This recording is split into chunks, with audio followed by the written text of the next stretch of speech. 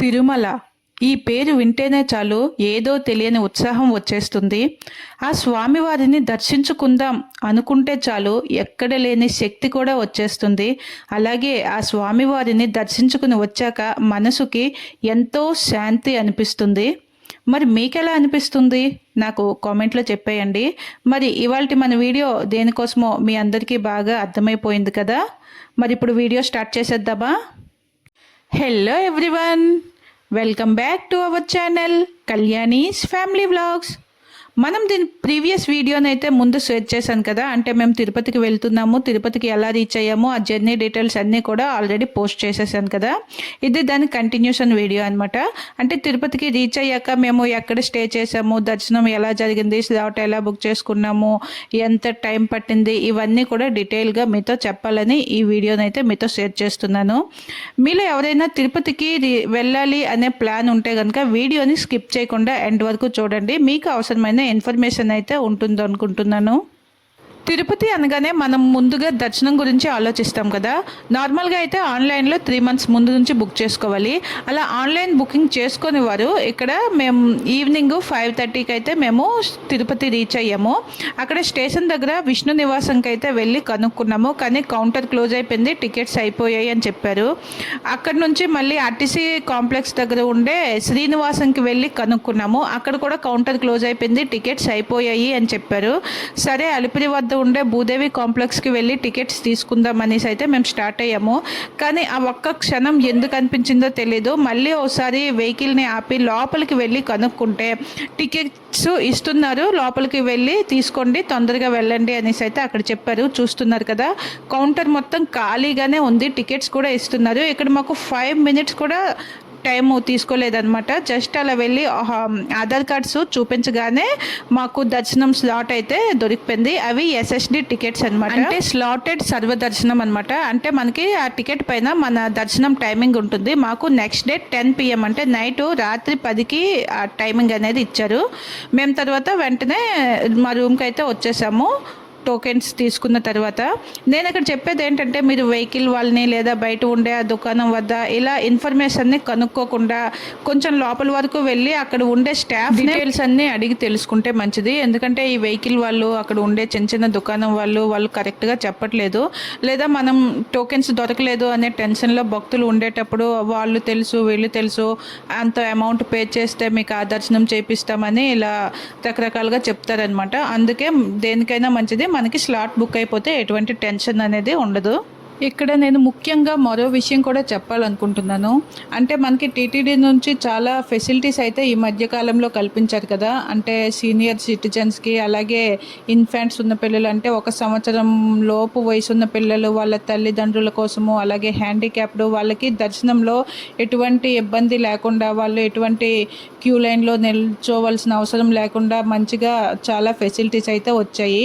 వాటన్నింటి గురించి నేను డీటెయిల్గా చెప్తాను. కానీ ఇక్కడ నేను కూడా ఈ సోషల్ మీడియా ప్లాట్ఫామ్లోనే ఇవన్నీ చెప్తున్నాను.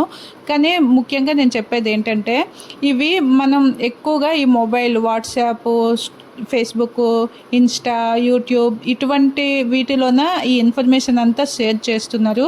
కానీ బయట ఇవి వాడిన వాళ్ళు కూడా చాలామంది ఉన్నారు కదా, వాళ్ళకి ఇటువంటి ఇన్ఫర్మేషన్ ఏది తెలియదు అనమాట.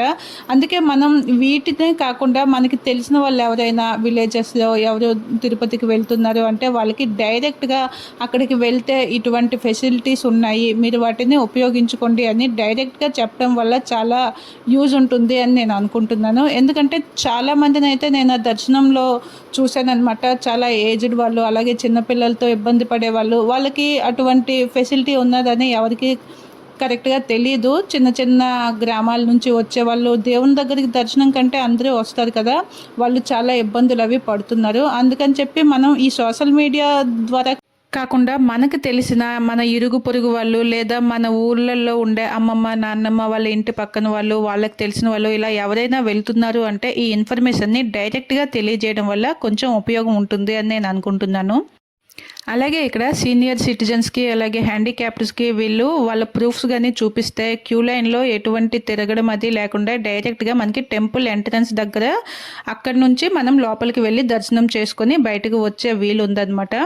ఒకవేళ వాళ్ళని ఒంటరిగా అలా పంపించడం ఇష్టం లేదు, మనతో పాటే తీసుకువెళ్ళాలి అని చెప్పి చాలామంది అంటే సీనియర్ సిటిజన్స్ని కూడా వాళ్ళ పిల్లలతో పాటు వాళ్ళు తీసుకువస్తున్నారు. కానీ ఆ ఆప్షన్ కూడా ఉందన్నమాట. ఇది చాలా వరకు తెలీదు. అంటే సీనియర్ సిటిజన్స్ని వాళ్ళకి ఒక చిన్న రూమ్ అంటూ సపరేట్గా పెట్టారనమాట. వాళ్ళకి అందులో పెట్టేసి ఉంచుతారు, అది బయోమెట్రిక్ అంటారు. అక్కడ నా సీనియర్ సిటిజన్స్ని అక్కడ తీసుకువెళ్ళి పెట్టి మేము దర్శనానికి టెంపుల్ దగ్గరికి వచ్చేటప్పుడు మనం వెళ్ళి వాళ్ళని మనతో పాటు అక్కడ నుంచి లోపలికి తీసుకువెళ్ళే ఆప్షన్ కూడా ఉంది. అంటే చాలామంది వాళ్ళని ఒంటరిగా పంపిస్తే తర్వాత దర్శనం అయ్యాక మిస్ అయ్యే ఛాన్స్ ఉంటుంది అని చెప్పి వాళ్ళని ఒంటరిగా దర్శనానికి పంపించడం చాలామందికి ఇష్టం ఉండదు కదా, అందరం కలిసే వెళ్దామని వెళ్తూ ఉంటారు. కానీ ఆ లైన్లలో పెద్దవాళ్ళు చాలా ఇబ్బంది పడుతూ ఉంటారు. అందుకని చెప్పి ముందుగా వాళ్ళని బయోమెట్రిక్ దగ్గర ఉంచేసి వాళ్ళ తాలూగా టోకెన్స్ అనేవి మనతో పాటు తీసుకువచ్చి అక్కడ స్కానింగ్ చేయించుకోవాలి. స్కానింగ్ చేయించిన తర్వాత మనం టెంపుల్ ఎంట్రన్స్ దగ్గరికి వెళ్ళిన తర్వాత మన యొక్క పేరెంట్స్ని మనం మనతో పాటు తీసుకువచ్చి అప్పుడు కలిసి దర్శనం చేసుకునే వీలు కూడా ఉంది. ఇంకొక ఇంపార్టెంట్ విషయం ఏంటంటే మనం ఎక్కువగా చిన్నపిల్లల్ని పిల్లలు పుట్టిన తర్వాత వాళ్ళని సంవత్సరం లోపు తిరుమలకి తీసుకువెళ్తూ ఉంటాం కదా, అటువంటి వాళ్ళకి అసలు టోకెన్ కూడా అవసరం లేదు. వాళ్ళనైతే గంటలోపు దర్శనం చేయించి బయటికి పంపించేస్తారనమాట. వాళ్ళ birth certificate, Aadhaar cards, parents యొక్క ఆధార్ కార్డ్స్ ఉంటే మనం వాటిని తీసుకెళ్ళి అక్కడ చూపిస్తే మనల్ని డైరెక్ట్గా దర్శనానికి విడిచిపెట్టేస్తారు. మనకి ఎటువంటి క్యూ లైన్ కానీ ఇంకా ఏ ఇబ్బందులు లేకుండా అంటే వితిన్ 1 అవర్ లోపలే దర్శనం అనేది అయిపోతుంది. చూస్తున్నారు కదా, ఇక్కడ తిరుపతి నుంచి తిరుమలకి అంటే కొండపైకి జర్నీ అనేది స్టార్ట్ అయిపోయింది. ఇక్కడ మనకి ఒక ప్లేస్ ఉంటుందన్నమాట. నేను ఇంతకుముందు చాలాసార్లు మేము వెళ్ళాం కానీ ఈ ప్లేస్ ఎప్పుడు మాకు ఎవరు చూపించలేదు, తెలీదు. కానీ ఇక్కడ మా వెహికల్ డ్రైవర్ చాలా మంచివారుగా ఉన్నారు. అతను ఇక్కడ ఆపేసి అక్కడ స్వామివారు కనిపిస్తున్నారు, కొంచెం కనిపెట్టి చూడండి. ఆ స్వామివారికి ప్రతి వైకుంఠ ఏకాదశి రోజు అక్కడ స్వామివారికి అభిషేకము, పూజ అన్నీ చేస్తారంట. చక్కగా పూలమాలలు, తులసి మాలలు వేసి పాలతో అభిషేకం చేస్తారు ప్రతి వైకుంఠ ఏకాదశికి. చూసి దర్శనం చేసుకోండి.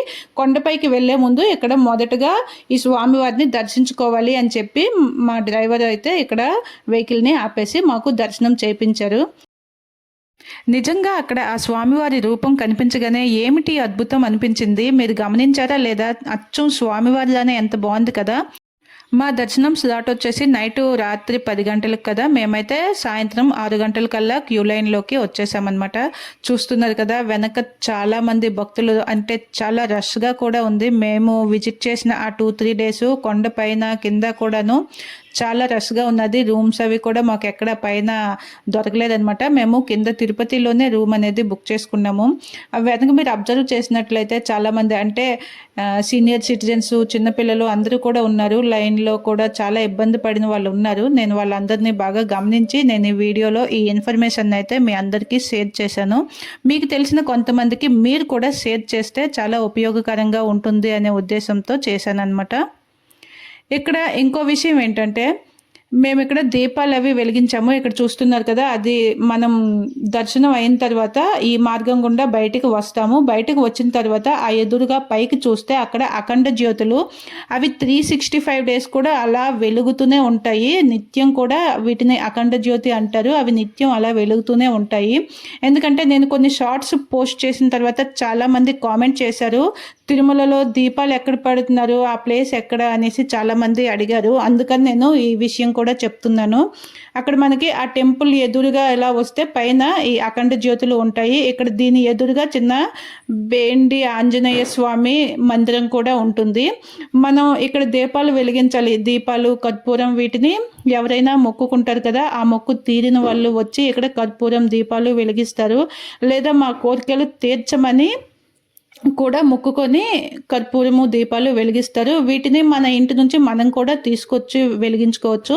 లేదా ఇక్కడ రైట్ సైడ్న ఒక షాప్ ఉంటుంది. ఆ షాప్లో మనం ఏం కావాలన్నా వాటిని కొని తెచ్చి వెలిగించుకోవచ్చు అనమాట. ఎక్కడైతే కొబ్బరికాయని కొట్టేసి కర్పూరము అలాగే దీపాలు వెలిగించాము. ఒకసారి స్వామి దర్శనం చేసుకుని బయటకు వచ్చాక ఏదో వేరే లోకం నుంచి బయటకు వచ్చిన ఫీల్ అయితే వస్తుంది ప్రతి ఒక్కరికి. చూస్తున్నారు కదా, మాకైతే 5 to 6 అవర్స్ టైం పట్టింది దర్శనానికి. కానీ అప్పుడే అయిపోయిందా అనిపించింది. మనం న్యూస్లో చూస్తూ ఉంటాం 10 గంటలు, 12 గంటలు, 8 గంటలు టైం పడుతుంది స్వామివారి దర్శనంకి అని. కానీ మనం ఆ లైన్లోకి వెళ్ళిన తర్వాత ఆ టైం ఎప్పుడు అయిపోతుందో, ఇంత తొందరగా అయిపోతుందో అస్సలు మనం గమనించలేము. ఇంత తొందరగా అయిపోయిందా, 6 అవర్స్ టైం పట్టిందా మనకి దర్శనానికి. బయటకు వచ్చాక మేము టైం చూసుకుంటే 5 to 6 అవర్స్ టైం అయితే మాకు పట్టింది. కానీ మాకు అది ఎంతో తొందరగా దర్శనం అయిపోయిన ఫీల్లోనే ఉన్నాం, కానీ ఇంత టైం తీసుకుందా అనిపించలేదు అస్సలు. చూస్తున్నారు కదా, మాది కరెక్ట్గా 10:30 కల్లా దర్శనం అయితే అయిపోయింది. 10 o'clock స్లాట్ ఇచ్చారు కదా, అంటే మనకి ఇచ్చిన టైమింగ్ కంటే 2-3 అవర్స్ ముందు నుంచే మనం లైన్ కట్టేస్తే బాగుంటుంది.